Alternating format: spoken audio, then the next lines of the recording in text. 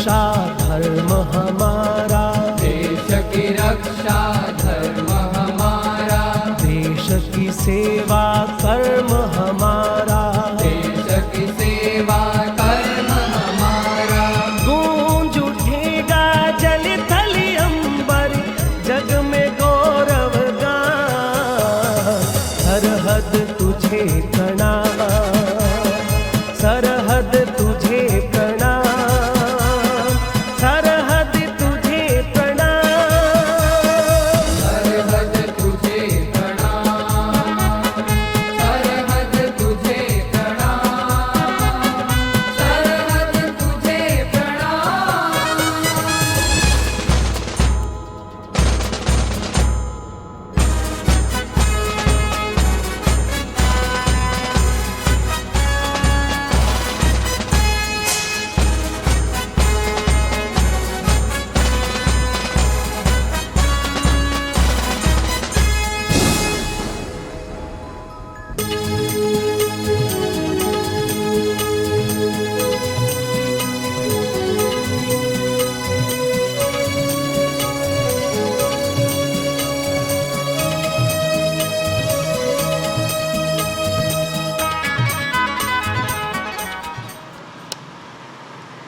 शुभ प्रभातम सभी भैया बहनों को प्रणाम।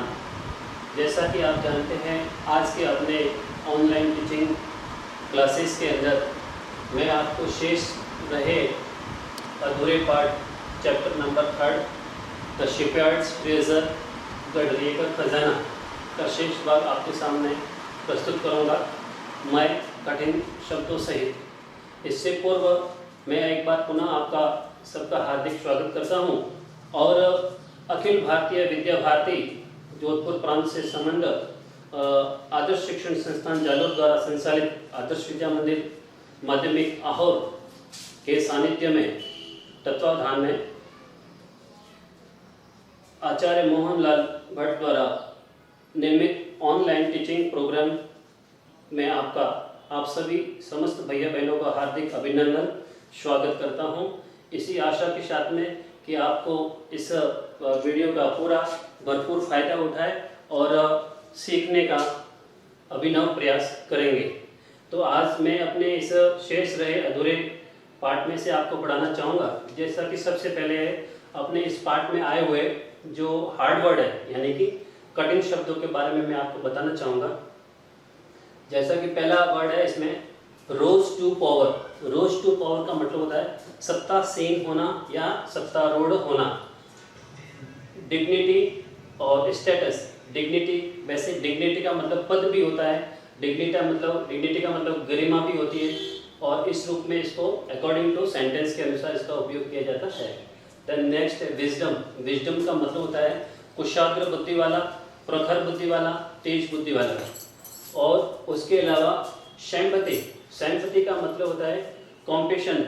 शैम्पति का मतलब शैम्पति कहो या कॉम्पेशन कहो, यानी कि किसी के प्रति सहानुभूति प्रकट करना। जो अपन एक दूसरे के प्रति किसी को देख के अपने मन में जो दया भाव, करुणा भाव जो जागृत होता है स्वतः ही, उसे अपन शैम्पति कहते हैं आंग्ल में, और हिंदी में उसको सहानुभूति कहते हैं। उसके बाद में आता है गुडनेस। गुडनेस का समानार्थी शब्द है नोबल नेचर। गुडनेस का मतलब होता है एक नेक स्वभाव वाला व्यक्ति, जिसका स्वभाव सहज हो, नेक हो, उसे अपन गुडनेस या नोबल नेचर भी कह सकते हैं।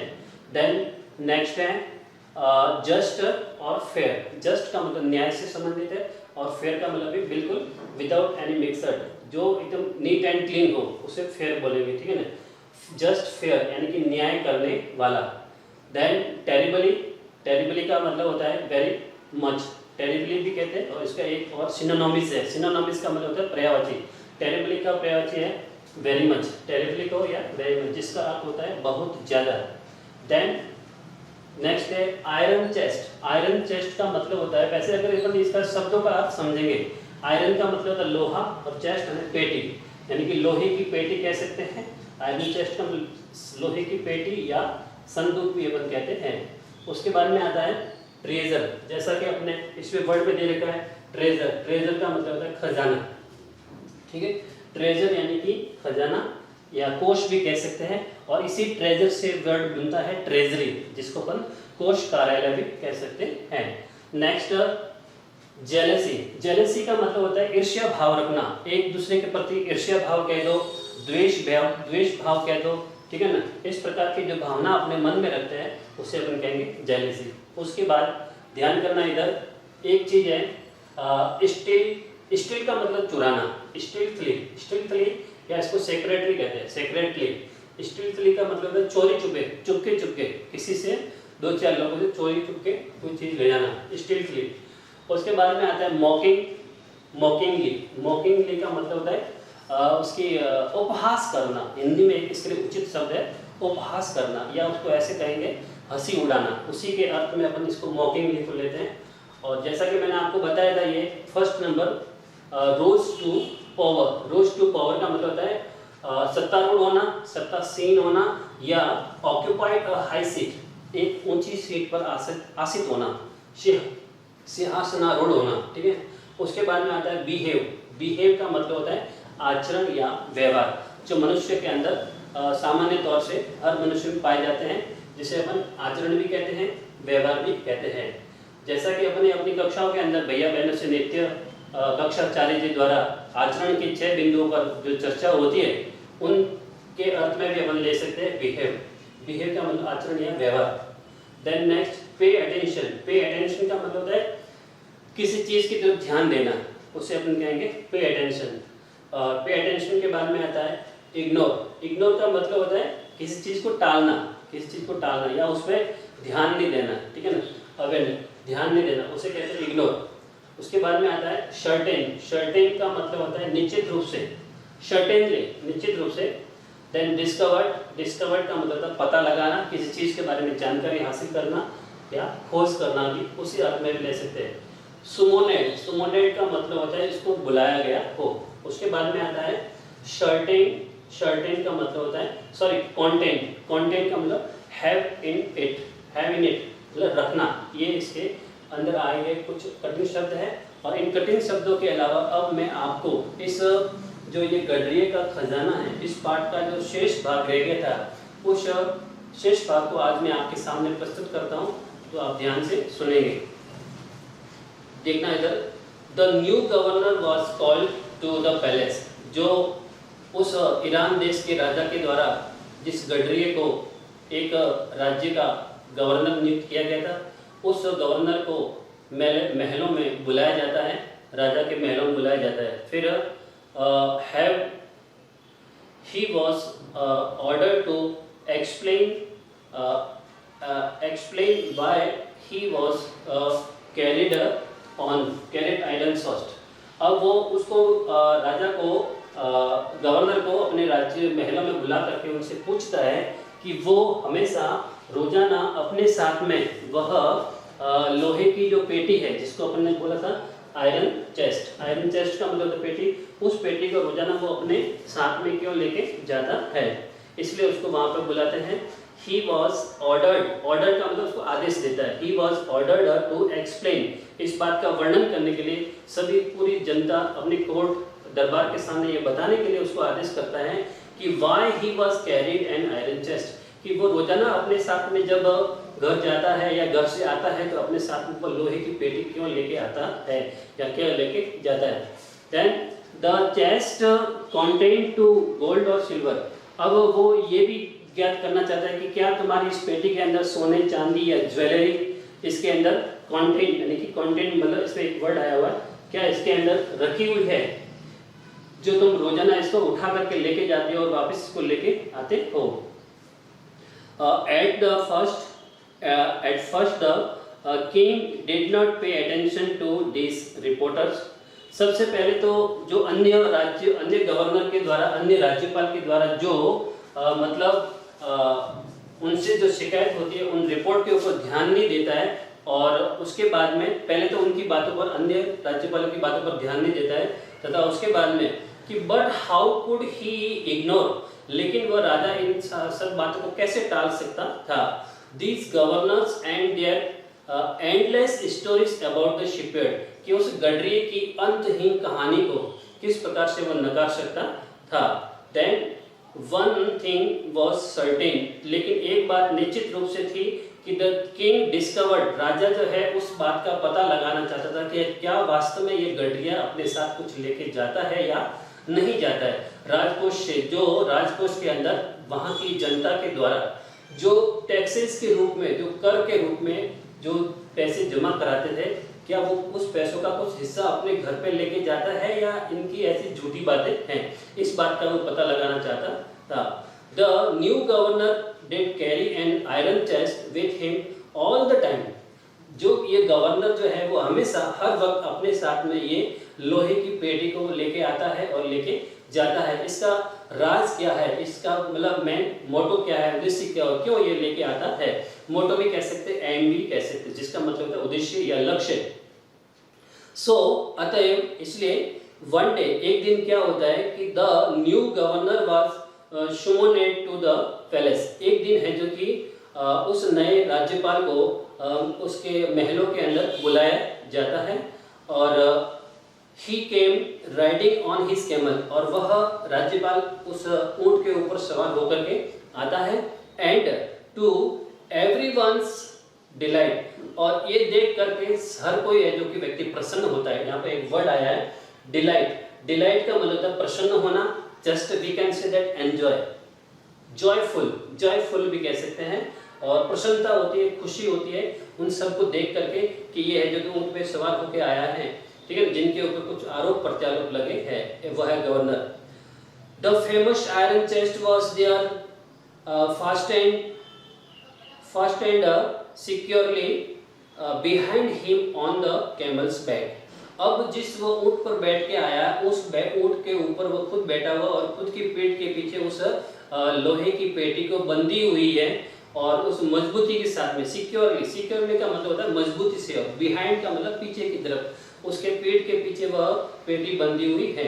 Then now the king was angry, अब राजा जो है वो ये सारी बात देख करके उसके क्रोध की सीमा नहीं रहती कि एक तो इसने अपने राजकोष ट्रेजरी से मतलब इतना खजाने को चोरी किया है, चोरी छुप के स्टीलफुली चुराया है, और फिर दूसरी बात ये है जो कि ऊंट पे सवार होके आया है और वो भी अपने इस लोहे की पेटी को अपने पीठ से बांधे रखा है, जो कि कैमल के बैक, कैमल्स बैक यानी ऊंट की पीठ पर बांधी हुई है।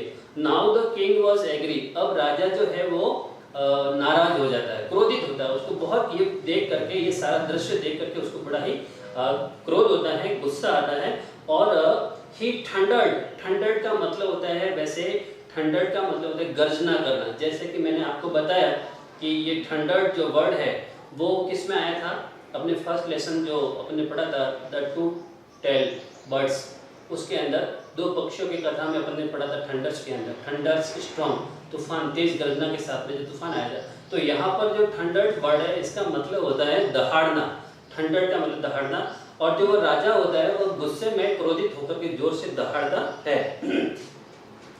And why do you always carry that iron chest with you, राजा उस गवर्नर से पूछता है कि हे गवर्नर साहब, आप रोजाना ये है जो कि लोहे की पेटी, संदूक जिसे कहते हैं अपन, इसको आप अपने साथ में क्यों लेके आते हो और क्यों लेके जाते हो, हमेशा तुम्हारे पास में ये रहती है, आखिर इसमें रखा क्या है, what does it contain, what does it contain, आखिर इस पेटी में ऐसी क्या चीज रखी हुई है जिसको कि आप है जो कि अपने साथ लेके जाते हो और वापस when you will come back to court, जब आप कोर्ट में आते हो, दरबार में आते हो, तो वापस इसको साथ में लेके आते हो। यही जो सस्पेंस था, यही रहस्य था, वो राजा के दिमाग में घर कर गया कि आखिर इस पेटी में है क्या, आखिर इस पेटी में है क्या, what does it contain. The governor smile, राजा जो राज्यपाल है वो इस बात को सुन करके मुस्कुराता है और मुस्कुरा करके फिर जो भी उसका आंसर देता है, कैसे, how this reply, he asked his servant, वो अपने नौकर को पूछता है, बुलाता है और बुला करके कहता है to bring in the chest, इस पेटी को लाओ, ये जो लोहे की पेटी है इस पेटी को जरा इधर लाना। How angrily, how eagerly, eagerly का मतलब होता है उत्सुकता के साथ में, जोश के साथ में। How eagerly the people standing around waited for shepherds to be found out, अब वहाँ जो उत्सुकता के साथ में, जोश के साथ में जितने भी कोर्ट के अंदर, दरबार के अंदर जितने भी लोग खड़े, वो उसको देखने के लिए कि इस पेटी में है क्या। आज निश्चित रूप से ये गवर्नर जो है वो पकड़ा जाएगा, इसकी चोरी पकड़ा जाएगी, इस बात को जानने के लिए वहाँ सभी लोग बड़े ही उत्सुक है और ये जानने के उतावले हो रहे हैं। But how great was their astonishment, लेकिन सभी को, वहाँ जितने तमाम जो लोग खड़े होते हैं उनको ये जान करके, ये देख करके बड़ी हैरानी होती है। एस्टोनिशमेंट, एस्टोनिशमेंट का मतलब होता है हैरानी होना, ताज्जुब होना। उसको ये जान करके बड़ा ताज्जुब होता है, बड़ी हैरानी होती है कि क्यों। And even of the king himself, यहाँ तक कि राजा भी बड़ा विस्मित होता है, बड़ा ही विस्मित होता है ये जान करके। क्या जान करके? कि when the chest was open, जब वह लोहे की संदूक यानी कि लोहे की पेटी खोला जाता है तो उसमें से क्या निकलता है, ये सब देख करके राजा को बड़ी विस्मित होता है, बड़ा हैरानगी होती है। तो उस there were no gold, no silver and no any jewellery things और ऑर्नामेंट्स, कि उस पेटी के अंदर ना सोना होता है, ना चांदी होती है, ना आभूषण होते हैं, ना किसी प्रकार का कोई रुपए पैसे होते हैं। तो आखिर उसमें होता क्या है? आखिरकार jewels but an old blanket, लेकिन उस पेटी के अंदर ऐसा होता क्या चीज है जिसकी वजह से उसके ऊपर इतने आरोप प्रत्यारोप लगा। तो उस पुरानी पेटी के अंदर, उस लोहे की पेटी के अंदर उस गडरिये का एक पुराना कंबल होता है। उस पुराना क्या होता है? वो कंबल होता है और वो उस कंबल को ही अपना खजाना समझता है, ठीक है ना। और उस कंबल के साथ में वो an old blanket was that came out. अब उस पेटी में से वह पुरानी सी एक कंबल बाहर निकलती है और उस कंबल को देख करके होल्डिंग इट अप, और वो गडरिया उस कंबल को बाहर निकाल करके उनको दिखाता है, बाहर निकाल करके उसको दिखाता है कि दिस इज माय ट्रेजर, यही मेरा खजाना है। और holding it up, holding it up का मतलब उठाकर दिखाते हुए पूरी दरबार के अंदर जितने भी समस्त लोग होते हैं उन समस्त लोगों को दिखाता है कि देखो दिस इज माय ट्रेजर, ये मेरा खजाना है, ठीक है ना। और मैं इस खजाने को हमेशा अपने पास में रखता हूँ क्योंकि ये मेरी मुश्किल के समय में मेरा हमेशा साथ देता है। प्राउडली, सगर्व, प्राउडली का मतलब होता है गर्व के साथ में, सगर्व, सगर्व का मतलब होता है प्राउडली। तो उसे वो प्राउडली सगर्व के साथ कहता है कि द शिपयार्ड सेड, गडरिया कहता है, गडरिया क्या कहता है? गडरिया ने कहा कि this is my dear master, this is my dear master is my only treasure. श्रीमान जी, यह जो मात्र एक मेरा जो कंबल है यही मेरा खजाना है। और ये सब जान करके I always carry it with me, इसलिए मैं इसको हमेशा अपने साथ में लेके जाता हूँ और हमेशा साथ में लेके आता हूँ। This is my real treasure, this is my real treasure, ये मेरा वास्तविक खजाना है। सो these shepherds call that this is my real treasure, but why do you carry such an ordinary blanket with you? लेकिन परंतु तुम इसको एक सामान्य कंबल की तरह इसको साथ में अपने साथ लेके जाते हो और इसको लेके क्यों चलते हो? सामान्य इसको साथ में लेके क्यों चलते हो? तो वो कहता है कि you are the governor of a district, आप इस राज्य के राज्यपाल हो और एक सामान्य सी कंबल अपने साथ में लेके चलते हो, आपको कुछ अजीब सा नहीं लगता है? हैं? जब राजा उससे पूछता है, द किंग आस्क्ड, राजा जब उससे पूछता है तो वो उसका आंसर देता है कि टू विच शिपयार्ड्स रिप्लाइड, और इस सब जान करके फिर जो कि गडरिया जो है वो उसका उत्तर देता है। उत्तर में क्या कहता है? विद अ क्वाइट डिग्निटी, कि ये जो कंबल है, मतलब क्या तुम अपनी पद की महिमा गरिमा का ध्यान नहीं रखते हो? ये जो कंबल है, तुम इतने बड़े इस राज्य के राज्यपाल हो और एक कंबल को अपने साथ में लेके फिरते हो, क्या तुम्हें अपनी पद गरिमा का ध्यान नहीं है, भान नहीं है? Quietly, yes, shipyard replied with quietly dignity, बड़ी ही सौम्य स्वभाव के साथ में अपनी गरिमा को प्रदर्शित करते हुए कहता है कि this is blanket, this blanket is my oldest friend, ये जो ब्लैंकेट है वो मेरा सबसे पुराना मित्र है, क्योंकि ये ब्लैंकेट मेरे सुख दुख में हमेशा काम आता है। It was still protect me, ये जो कंबल है वो मेरी हर स्थिति में मेरी सुरक्षा करता है और मेरी सुरक्षा का दायित्व इसके ऊपर जो है। एट एनी टाइम, और ये हर समय मेरे साथ में रहता है। योर मैजेस्टी, महाराज, जब महाराज should your majesty wish should wish to take away my new clothes, अगर तुम मेरे ये जो शाही कपड़े वगैरह आप उतार लोगे, जो राजा के द्वारा उसको जब राज्यपाल बनने के बाद में उनको जो लॉयल ड्रेस कह सकते हैं, क्लॉक, क्लॉक का मतलब क्या होता है, इसमें दिया एक वर्ड आया है क्लॉक्स, क्लॉक्स का मतलब होता है शाही ड्रेस या लॉयल ड्रेस भी कह सकते हो। जब मेरे आपके शाही कपड़े आप जब मेरे उतरवा लोगे तब मेरा ये ब्लैंकेट जो है मेरा सहयोग करेगा, मेरा साथ देगा। तो this is my real treasure, you know, did you know this is my real treasure, ये मेरा वास्तविक एक खजाना है, सच्चा खजाना मेरा ब्लैंकेट है। Then how pleased the king was, राजा ये जानता है तो उसको बड़ी प्रसन्नता होती है जान करके कि मैंने बिना सोचे समझे वाकई खामखा है जो कि अपने इस राज्यपाल पे मैंने शक किया। एंड हाउ एम्ब्रेस्ड, एम्ब्रेस्ड मतलब वो राजा जो है वो अपने आप में एक लज्जा का भाव, एम्ब्रेस्ड का मतलब होता है लज्जित होना, अपने आप में ग्लानि होती है, उसको ग्लानि शब्द अपन काम में ले सकते हैं। तो राजा को अपने आप पर ग्लानि होती है, ही फेल्ट दैट एम्ब्रेस्ड, उसको बड़ी ही ग्लानि और लज्जा महसूस होती है। और उस लज्जा महसूस होने के बाद में द जेलसिस गवर्नर, जेलसिस गवर्नर जो भी जितने भी ईर्ष्यालु जो राज्यपाल होते हैं अन्य उस गडरी के अलावा जितने भी राज्यपाल होते हैं वे became to hear the wise man's reply, इस कुशाग्र बुद्धि या प्रखर बुद्धि वाले बुद्धिमत्ता पूर्ण उत्तर को सुन करके बड़े ही क्या होते हैं उनको रिप्लाई, और वे सुन के बड़े खुश होते हैं। वाइस मैन रिप्लाई, इस समझदार व्यक्ति के उत्तर को सुन करके नाउ दे न्यू, अब वे जानते हैं that the shipyard was Indeed the humblest and the wisest man in the land, कि इस पृथ्वी के ऊपर अगर कोई सबसे ईमानदार और सबसे बुद्धिमान अगर कोई व्यक्ति है तो वो शिपयार्ड से है। और उसके बाद में the king made him the governor of a much bigger state that very day, अब उसके बाद में जो राजा है वह उस गडरी को एक बहुत बड़े विशाल राज्य का राज्यपाल नियुक्त कर देता है। और उसकी इस ऑनेस्टी एंड पंक्चुअलिटी, टाइम की पाबंदता और ईमानदारी को देख करके राजा अति प्रसन्न होता है और उसको एक बहुत बड़े राज्य का राज्यपाल नियुक्त किया जाता है। इसी प्रकार से आपका और ये अपना जो कक्षा 6 का chapter number 3 the shepherd's treasure, Gadri का खजाना पाठ समाप्ति की ओर होता है। और पाठ की पूर्णाहुति पर मैं आप सभी